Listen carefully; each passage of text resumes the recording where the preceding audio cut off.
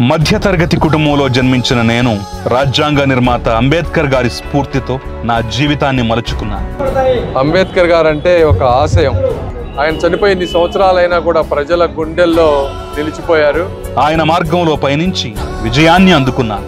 విద్యతోనే అంతరాల కంచెలు తొలగించొచ్చని చెప్పిన ఆ మహనీయుని మాటే బాటగా పేద బడుగు బలహీన వర్గాల విద్యా వ్యాప్తికి నిత్యం పాటుపడుతున్నాను. అంబేద్కర్ గారు ఏ విధంగా అయితే ఆలోచించారో అలాంటి విప్లవాత్మకమైన ఆలోచనలు ఉన్నటువంటి వ్యక్తిని నేను.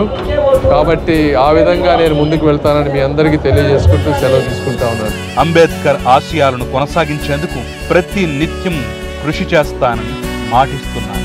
అంబేద్కర్ గారు మాత్రం ప్రజల గుండెల్లో ఉండాలి తప్పించి అసమానతలు ఉండకూడదని కోరుకుంటూ దానికి నా వంతు ప్రయత్నం నేను చేస్తానని తెలియజేసుకుంటూ సెలవు తీసుకుంటా ఉన్నాను. Thank you.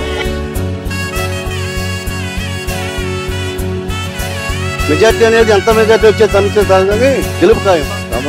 చంద్రశేఖరరావు వచ్చింది 1,00,000 మెజార్టీతో ఫుల్ మెజార్టీ దగ్గర మహానుభావుడు మంచివాడు. తెలుగుదేశంలో మొదట గెలిచేది చంద్రశేఖర్.